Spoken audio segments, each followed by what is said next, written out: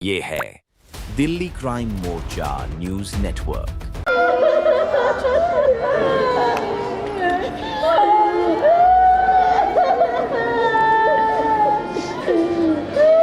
तुम्हारा बहुत बुरी मौत मारा है। मेरे बच्चे में सांस भी लौट के नहीं आई। मैं ये चाहती हूँ जो मेरे बच्चे के कातिल हैं उन्हें फांसी लगाई जाए।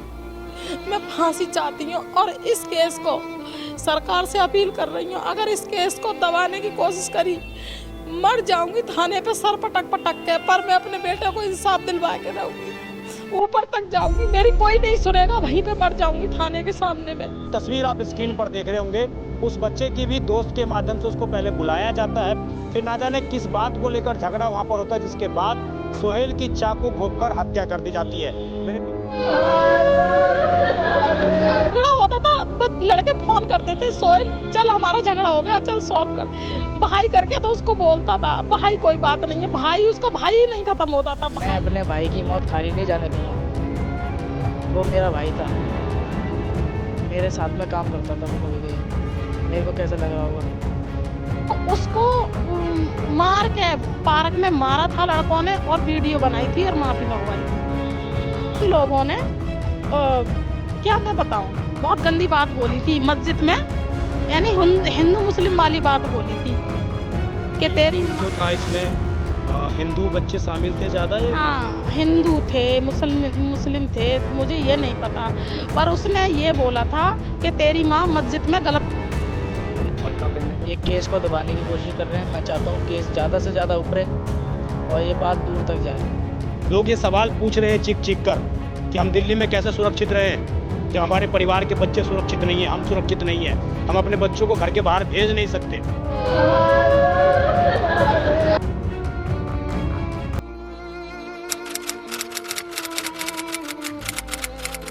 नमस्कार, जय हिंद। आप देख रहे हैं दिल्ली क्राइम मोर्चा। दर्शकों, मेरी मौजूदगी इस वक्त राजधानी दिल्ली के ख्याला इलाके में है। यहाँ से फिर से एक बार दिल दहलाने वाली खबर सामने आ रही है। आप लगातार हमारे चैनल के माध्यम से देख रहे होंगे कि इन दिनों दिल्ली का क्या हाल है। दिल्ली बेहाल पड़ी है। दिल्ली में जिस भी कोने में आप चले जाएं, वहाँ से आपको हत्याएं की खबरें लगातार सुनाई दे रही होंगी, लगातार दिखाई दे रही होंगी। इस इलाके में भी कल लगभग शाम के 8 से 9 बजे के आसपास एक नाबालिग बच्चे जिसका नाम सोहेल बताया जा रहा है, उसकी तस्वीर आप स्क्रीन पर देख रहे होंगे।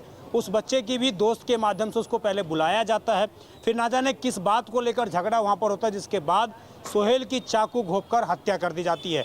मेरे पीछे ये तमाम वो लोग देख रहे होंगे आप, जो कहीं ना कहीं उस बच्चे को बचाने के लिए भी उस मौके पर गए थे और कुछ इसमें रिश्तेदार भी हैं। अभी इस परिवार के जो लोग हैं वो अंदर बैठे हुए हैं।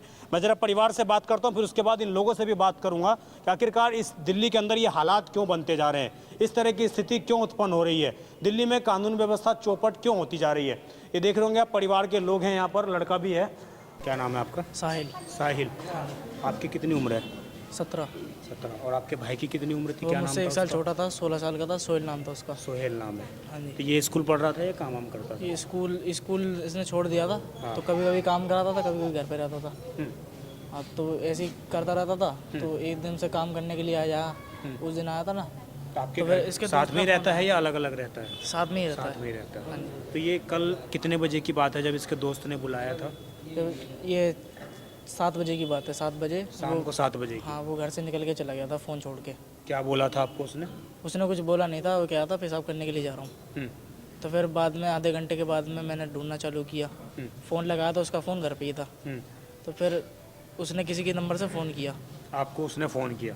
हाँ, तो उसने बोला कि मेरे दोस्त के चोट लग गई, सिर फट गया उसका। क्या नाम था उसके दोस्त का? मंजीत नाम बता रहा था वो। मंजीत। हाँ जी। उसने वीडियो कॉल करके क्या दिखाया था? वीडियो कॉल करके उसकी चोट दिखाई थी उसने, इधर से उसका कट लगा हुआ था। तो मैंने कहा चल ठीक है, चोट लगी, पट्टी करवा के आ जाइए सीधा। आपने नहीं पूछा किस चीज़ से कट लगा है ये इसके? मैंने ये नहीं पूछा था, क्या था कि किसी इसमें कि ना के प्लेट मार दिया, पैसे छीन लिए इसके। अच्छा। हाँ जी। तो उस पार्क में पहले आप कह रहे हैं कि वो वारदात हो चुकी थी? उस टाइम वारदात नहीं हुई थी। वो 20-25 मिनट की कह रहा था कि मैं अभी आ रहा हूँ, इसके पट्टी करवा के सीधा फैक्ट्री आ जाऊँगा मैं। जी। हाँ, तो फैक्ट्री भी नहीं आया। 10 बज गए। 10 बजे ढूंढने के लिए निकला तो पुलिस वाले अंकल सामने मिले मेरे को। तो उन्होंने फ़ोटो दिखाया कि यही है। तो फिर मुझे पता लगा कि ऐसा हो रखा उसके। तो आप ढूंढते ढूंढते उस पार्क में गए थे? उसके पार ढूंढने के लिए नहीं गए थे, वो पुलिस वाले हम ही को ढूंढ रहे थे प्रधान चौक पे। उसने लास्ट बार मरने से पहले यही बोला था कि प्रधान चौक पे रहता हूँ मैं। तो वो प्रधान चौक पे सारे लोगों से पूछ रहे थे। फिर जब हम गए कि कंप्लेंट लिख लो हमारी, तो उन्होंने कहा ये वाला भाई था तुम्हारा। तो फिर उन्होंने पूछ के फिर हमें थाने लेके गए। थाने ले जाके बात हुई तो फिर पता लगा कि उसको मार दिया है। उसको मार दिया। आप अपने भाई को उस टाइम पे देख पाए थे, क्या स्थिति थी उसकी? नहीं, मैं नहीं देख पाया था। वो फ़ोटो जो उन्होंने दिखाई थी वो बिल्कुल देखने लायक नहीं थी। किसी पर आपको शक मुझे सी ब्लॉक के बच्चों के ऊपर है। वो लोग उसके पीछे बहुत टाइम से थे। कितने बच्चे हैं ये सारे बच्चे ही हैं जो सामने वाली है? हाँ, ये नाबालिग बच्चे हैं ये भी नाबालिग है? हाँ जी।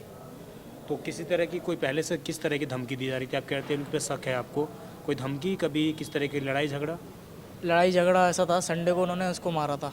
पिछले संडे को? हाँ जी, जी। इसी संडे को मारा था। ये आया था इसी संडे को मारा था। 2 चाटे मार के बिठाल के माफ़ी मंगवाई थी उससे बिना फालतू में, कोई भी मतलब नहीं था उसका। उसने पूछा मेरी गलती क्या, तो बोले थे तू हवा में बहुत ज़्यादा उड़ रहा है। हाँ, तो फिर वो घर पे आ गया। मैंने कहा चल ठीक है, वहाँ पर जाइए मत। तो कहता ठीक है भाई मैं नहीं जाऊँगा, मेरे दोस्त थे वो, उन्होंने मेरा आराम से काम निकलवा दिया, मैटर क्लोज करा दिया। उनमें से किसी का कुछ नाम आपको जानकारी है, कोई जो लीडर हो जिसने माफ़ी मंगवाया हो? किस बात के लिए माफ़ी मंगवाया? जिसने माफ़ी मंगवाया था उसका नाम मोनू करके कुछ बता रहे हैं लोग, मोनू मैक्स करके बता रहे हैं। ए ब्लॉक से है वो लड़का। ये बोल रहा था कि वो मेरा जानता था, इसलिए उसने 2 चाटे मार के बात ख़त्म करवा दी थी। नहीं तो वो मुझे और ज़्यादा मारते। लेकर बात ख़त्म करवा दी थी? कोई भी बात नहीं थी, ज़बरदस्ती बोला कि तूने हमारे भाई को फालतू बोला, अब तो पिटेगा। उसके भाई को उसने कुछ भी फालतू नहीं बोला था। और ये संडे को ये बात हुई है और कल शाम सोमवार को ही ये चीज़ें सारी हो गई हैं। हाँ, कल शाम सोमवार को ये निकल के गया है, क्या गया था पेशाब करने के लिए जा रहा हूँ। फिर बाद में वापस नहीं आया, दूसरे के फ़ोन से फ़ोन किया, कहता दोस्त की चोट लग गई है, पट्टी कराने के लिए जा रहा हूँ। उसके बाद में जब ढूंढने के लिए निकले तो पुलिस वालों ने बताया कि वो मर गया। अभी पुलिस ने आपको क्या जानकारी दी है? किसी को इसमें पकड़ा गया है? क्योंकि जिस जगह पर मैं गया था कि अभी 3 लोग पकड़े गए हैं। 3 लोग पकड़े गए? हाँ, कल से अब तक 3 लोग पकड़े गए हैं और भी कह रहे थे कोशिश जारी है। इसमें नाबालिग ही हैं? वो भी सारे नाबालिग ही हैं। सारे नाबालिग हैं। हाँ जी। मैं जब पार्क में गया था, जिस जगह पर मैं स्पोर्ट में देखा, वहाँ पर कहीं भी सबूत नाम की कोई चीज़ बची नहीं है। सब कुछ मिटा दिया गया है और ना कोई पुलिस ने मार्किंग कर रखी है। तो आपको क्या लग रहा है कि केस को हल्का करने का? ये केस को दबाने की कोशिश कर रहे हैं। मैं चाहता हूँ केस ज़्यादा से ज़्यादा उभरे और ये बात दूर तक जाए। मैं अपने भाई की मौत खाली नहीं जाने दूंगा। वो मेरा भाई था, मेरे साथ में काम करता था वो। कभी मेरे को कैसा लग रहा होगा, मेरे साथ में पड़ा हुआ है, मेरे को कैसा लग रहा होगा। कोई पूछे मुझसे कि सरकार कहाँ जा रही है? छोटे छोटे बच्चों से ये गलत काम करा रहे हैं। छोटे छोटे बच्चों को चक्कू पकड़ा रखे हैं इन लोगों ने। उसको इतने सारे छोटे से बच्चे को इतना मारा उन्होंने। 5-6 बंदों ने पकड़ के मारा था उसको।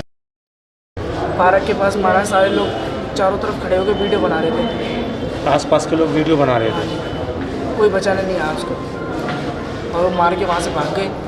और कुछ लड़कों को तो उन्होंने मौके पे पकड़ लिया था और आज ही पकड़ा गया है और 2 कल ही पकड़े गए।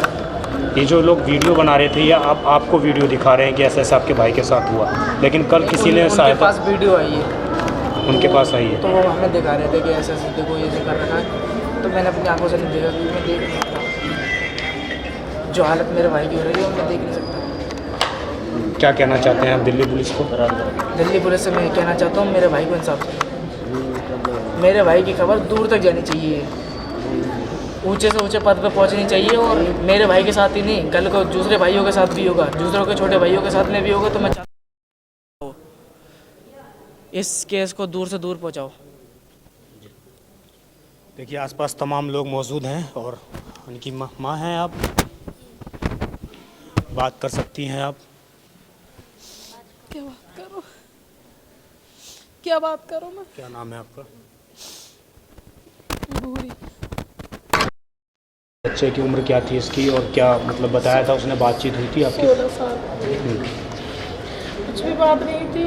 इसके साथ था वो। कल 6:30 बजे कॉल आई थी उसके दोस्त की, तो चला गया था। फिर इसको वीडियो कॉल कर रहा था अपने दोस्त के फ़ोन से कि अपने दोस्त को चोट लगी है, पट्टी करवा दिया है।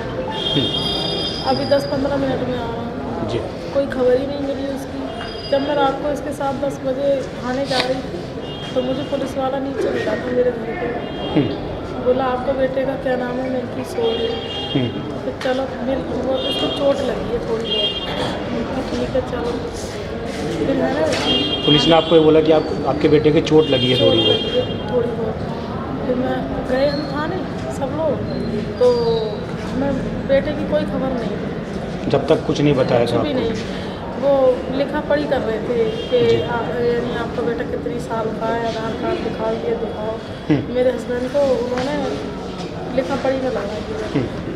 तो जब तक ये नहीं बताया कि आपके बच्चे के साथ इस तरीके से हो गया, नहीं बताया। कस्टडी ले लिया दोनों को। तो फिर मैंने क्या हुआ, मुझसे आप घर जाओ, आपके बेटे को घर लेके आ रहे हैं। ठीक है, वो मैं घर आएगी। फिर उसके बाद जब मैं घर आई तो मेरा ये बेटा, बड़ा बेटा और मेरे हस्बैंड दोनों को कस्टडी में ले लिया उन लोगों ने। इनको ही कस्टडी में ले हाँ, इनको कस्टडी में ले लिया। अब मैं फ़ोन कर रही हूँ इन लोगों को, तो हमारे जो रिश्तेदार थे उन्हें बाहर निकाल दिया, थाने के गेट लगा लिया, अंदर नहीं जाने दिया। फिर इसके पापा को मैं फ़ोन कर रही थी तो इसके पापा ने बोला मुझे, तू अंदर मत आना नहीं तो तुझे भी बिठा लेंगे ये। फिर मीडिया को मैंने फ़ोन करवाया। फिर मैं वहाँ पे गई तो मैंने बोला मेरे आदमी ने और मेरे बच्चे ने क्या किया। बच्चा तो मेरा गायब है ना, अब मेरे बच्चे को 24 घंटे होने जा रहे हैं, अब तक तो चेहरा दिखाया नहीं है। फिर मैं गई वहाँ, चीखी चिल्लाई तो थाने का गेट खुला। फिर मेरे बच्चे को और मेरे आदमी को बाहर निकाला। 4 बजे तक हम थाने में बैठे रहे, फिर भी उन लोगों ने हमें कोई भी खबर नहीं दी। बोलते हैं आपको यहाँ बैठना है तो बैठो, नहीं तो घर जब तक जाओ। बताया नहीं था कि आपके बच्चे के साथ इस तरह से दुर्घटना हो गई है। मुझे उन्होंने नहीं बताया था, मुझे पता चल गई थी। मुझे बता दिया था बाहर लड़कों ने, जो लड़के पता करने आए थे उन्होंने बता दिया था कि आंटी आपके बेटे को ऐसा मारा है, सांस लौट के नहीं आई है, बहुत बुरी तरीके से मारा है। तो मुझे मेरे बेटे का चेहरा अब तक, मुझे क्या, मेरे किसी भी रिश्तेदार को, मेरे घर वाले को, किसी को मेरे बेटे का नहीं दिखाया, अब तक नहीं दिखाया है। फिर मुझे बोला थाने में रात को 4 बजे आप सब लोग जाओ, देखो सुबह आना। अब टाइम क्या हो रहा है? मतलब बच्चा जो जिस स्थिति में था, बच्चा रहा नहीं। बच्चे के रहने के बाद भी परिवार का इतना अधिकार नहीं है कि उसको दिखाया जाए, उसको बताया जाए, हॉस्पिटल में लेके जाया जाए आपको? नहीं दिखाया, कुछ भी नहीं दिखाया। पोस्टमार्टम के बाद ले जाना, पोस्टमार्टम के। अब सुबह से मेरे हस्बैंड को वहाँ बिठा रखा है। अब जाके मेरी बात हुई है तो अब दीनदयाल गए हुए हैं। टाइम तो काफ़ी हो गया। जी, क्या कहना चाहेंगी आप, क्योंकि बड़ी हिम्मत बांध के आप बोल रही हैं सारी चीज़ों को। दिल्ली पुलिस से क्या कहना चाहेंगी, सरकार से क्या उम्मीद है आपको? सरकार से ये उम्मीद है, मेरा बच्चा तो जैसा था, मेरा तो बच्चा चला गया और मेरे बच्चे को इतनी बुरी मौत मारा है, बहुत बुरी मौत मारा है। मेरे बच्चे में सांस भी लौट के नहीं आई। मैं ये चाहती हूँ जो मेरे बच्चे के कातिल हैं उन्हें फांसी लगाई जाए। मैं फांसी चाहती हूँ और इस केस को सरकार से अपील कर रही हूँ, अगर इस केस को दबाने की कोशिश करी, मर जाऊंगी थाने पे सर पटक पटक के, पर मैं अपने बेटे को इंसाफ दिलवा के रहूँगी। ऊपर तक जाऊंगी, मेरी कोई नहीं सुनेगा, वहीं पे मर जाऊंगी थाने के सामने में। मैं ये चाहती हूँ कि 2 लोग हैं पुलिस की गिरफ्त में, पर कोई भी कांटेक्ट नहीं करवाया है उन लोगों ने, कुछ भी नहीं। बस यही कह रहे हैं, आप तसल्ली रखो, विश्वास रखो, विश्वास रखो। कोई बात नहीं, हम भी विश्वास रख रहे हैं। मैं तो जैसा मेरे बेटे के साथ हुआ है वैसा और किसी के साथ ना हो। आज अगर वो छूट जाएंगे तो कल को और बढ़ावा मिलेगा। ये बता रहे हैं कि जो नाबालिग हैं उन्होंने ही पूरी बात। हाँ, मुझे ये नहीं पता है बालिग है नाबालिग है, ये नहीं पता है, क्योंकि मैंने उनका बायोडाटा नहीं देखा है कि वो कितने बड़े हैं कितने बड़े नहीं हैं। बहरहाल मेरा नाबालिग था, मेरा इतना भोला था। पूरे जिस एरिया में रहती हूँ, अगर मेरे बेटे की कोई भी बुराई करके देख दे तो मैं उसके पैर चूम लूंगी। मेरे बच्चे की कोई भी बुराई नहीं कर सकता। कभी किसी से लड़ाई झगड़ा, कभी किसी से मेरे बच्चे से लड़ाई नहीं हुई। मेरा इतना भोला था, आप भी कहोगे चल सोहेल हमारे साथ चल, ठीक है भैया हम आपके साथ चलेंगे, चलो। इतना अच्छा था मेरा बेटा, हर किसी की कहीं ना कहीं सहायता करना ही आज उस बच्चे को। हर किसी उसको झगड़ा होता था, बस लड़के फोन करते थे, सोहेल चल हमारा झगड़ा हो गया, चल सॉल्व कर। भाई करके तो उसको बोलता था, भाई कोई बात नहीं है, भाई उसका भाई ही नहीं खत्म होता था, भाई इसको भाई सबको भाई, अरे भाई रहने दे। और उसकी संडे को जब लड़ाई हुई थी उसको मारा था, दोपहर को वीडियो भी बनाई थी लड़कों ने, उसको मारा था। तो मैंने कि चल पुलिस थाने चल, मैं कंप्लेंट करूंगी, आगे से तेरे साथ कोई नहीं मम्मी कोई बात नहीं है, मैटर सॉल्व हो गया, मेरे दोस्त है वो, ऐसे ही चलता है। पर है ना मेरे बेटे ने ये झगड़ा क्यों हुआ था, इतनी गंदी बात बोली थी ग्रुप में माँ के बारे में। किस चीज़ का ग्रुप बना हुआ है ये इंस्टाग्राम का ग्रुप है। हाँ। मेरे बेटे के फ़ोन पे सबूत भी है, गाली भी है। उन लोगों ने क्या मैं बताऊं, बहुत गंदी बात बोली थी मस्जिद में, यानी हिंदू मुस्लिम वाली बात बोली थी कि तेरी जो था इसमें हिंदू बच्चे शामिल थे ज़्यादा या हाँ हिंदू थे, मुस्लिम थे, मुझे ये नहीं पता, पर उसने ये बोला था कि तेरी माँ मस्जिद में गलत काम करती है। ये उसको सरेराह ग्रुप में बोली गई। हाँ ये मेरे बेटे को बोला था, तो उसने भी ये नहीं पता उसने कुछ बोला था नहीं बोला था, उसका मैंने सबूत नहीं देखा था अपने बेटे का। आप ग्रुप अगर चेक कर सकते हो तो कर सकते हो उसके फ़ोन में। बहरहाल जो गाली मेरे बेटे ने मुझे सुनाई थी वो मुझे पता है, ये वॉइस मैसेज करके भेजा था सारा। फिर इसने भी मेरे बेटे ने भी दी होगी गाली, मैं नहीं कह रही हूँ। जब मुझे कोई गाली देगा तो मेरा बेटा भी देगा, जाहिर सी बात है, हर कोई देगा, उसकी बात नहीं है। तो उसको मार के पार्क में मारा था लड़कों ने, और वीडियो बनाई थी और माफ़ी मंगवाई थी। अभी तक पुलिस ने आपको बताया कि 2 लोग इसमें पकड़े गए हिरासत में। हाँ पुलिस ने ये इस कार्रवाई से संतुष्ट हैं अभी? अब देखो विश्वास है हम पे, सरकार से बोल रहे हैं, पुलिस से भी उम्मीद लगाए बैठे हैं हम। देखिए पूरी ये घटना जो घटित हुई है, आप समझिए किस प्रकार पहले ग्रुप में प्लानिंग की जाती है इन चीज़ों को लेकर, फिर उसके बाद सामने ये सारी चीज़ें आ रही हैं कि कैसे एक माँ को लेकर कुछ चीज़ें गलत बोली गई, उसके बाद शायद उस बच्चे ने हो सकता है कि उसका विरोध किया हो, और वो विरोध करना उसको इतना भारी पड़ गया। आप समझिए उसको एक दिन पहले माफ़ी मंगवाई गई, पार्क के अंदर बिठाकर वीडियो बनाई गई, वो वीडियो सोशल मीडिया पर चलाई गई होगी, और उसके बाद अगले दिन ही शाम को इस तरीके से मंजूबक है वो उसको बुलाता है कि मेरे को चोट लग गया, आप जल्दी आओ, किसी ने उसको चाकू मार दिया, इस तरीके से वो उसकी सहायता करने के लिए आता है। और सहायता करने के कुछ समय के बाद ही ये पता लगता है कि उस बच्चे के भी चाकू लग गए हैं, और पूरे शरीर पर कई वार उसके ऊपर किए हैं। जिस तरीके से माँ बता रही हैं, जिस तरीके से लड़का बता रहा है कि उसको कहीं भी मतलब चेहरा भी इस तरीके से नहीं दिखाया गया अब तक परिवार को। आप समझिए आखिरकार दिल्ली में कानून व्यवस्था चरमराती जा रही है, कानून व्यवस्था ठप हो चुकी है।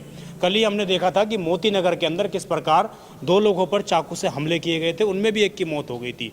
कल हमने देखा था मंगोलपुरी में किस प्रकार एक नाबालिग बच्चे के ऊपर चाकू से हमला किया, उसके सर के अंदर चाकू बाढ़ दिए गए थे। आप समझिए आखिरकार दिल्ली रहने लायक अब नहीं बची है। लोग ये सवाल पूछ रहे हैं चीख चीख कर कि हम दिल्ली में कैसे सुरक्षित रहें जब हमारे परिवार के बच्चे सुरक्षित नहीं हैं, हम सुरक्षित नहीं हैं, हम अपने बच्चों को घर के बाहर भेज नहीं सकते। अगर हमने भेजा तो क्या पता हमारे बच्चे की लाश हमारे घर लौट कर आए। देखते रहें दिल्ली क्राइम मोर्चा। मैं विजय ठाकुर। इस खबर पर आपकी जो भी राय हो कमेंट जरूर करिएगा। अपने सहयोगी दीपांशु के साथ धन्यवाद।